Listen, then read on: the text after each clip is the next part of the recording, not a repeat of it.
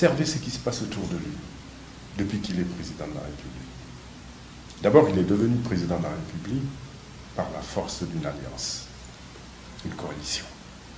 Qu'a-t-il fait de ses alliés? Ses alliés principaux sont le Parti socialiste. Qu'a-t-il fait du Parti socialiste? Ses alliés principaux sont l'AFP. Qu'a-t-il fait aujourd'hui de l'AFP? Ses alliés principaux, c'est la LD. Qu'a-t-il fait de la LD? Vous croyez que c'est du hasard, ça?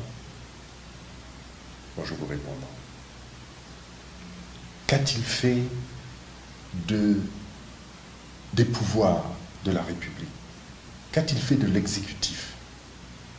Le gouvernement du Sénégal, avec 25 membres, avait de la stature. Aujourd'hui, ils sont 41. Vous connaissez-vous le nom des 41 ministres du Sénégal? Mais non. On a ridiculisé l'exécutif.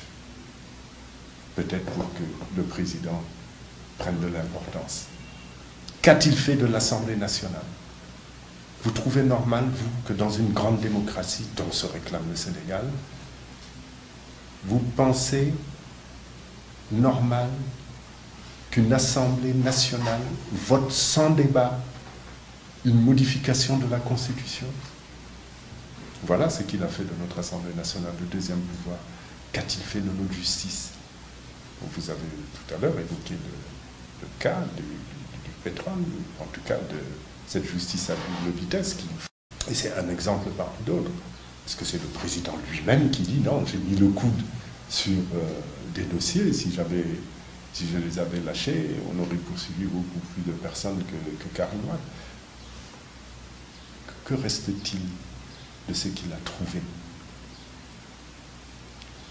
Notre République est en train d'être détruite par l'action du président Macky Sall. C'est pourquoi je le traite de destructeur. Quittez le champ politique, le champ institutionnel. Je viens de les aborder. Allons vers l'économie. On nous parle d'un taux de croissance de 7,2%.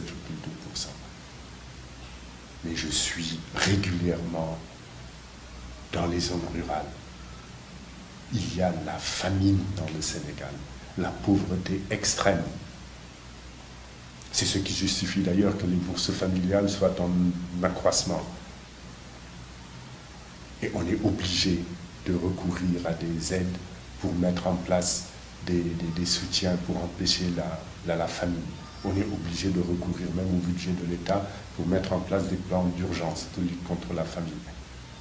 Voilà ce qu'on fait du Sénégal. Et dans le même temps, pendant qu'il y a une crise scolaire, pendant que les conditions de travail des étudiants, des élèves, des maîtres posent de graves problèmes, notamment dans le milieu scolaire pour ce qui concerne les abris provisoires, on nous annonce la construction d'un palais présidentiel à 100 milliards.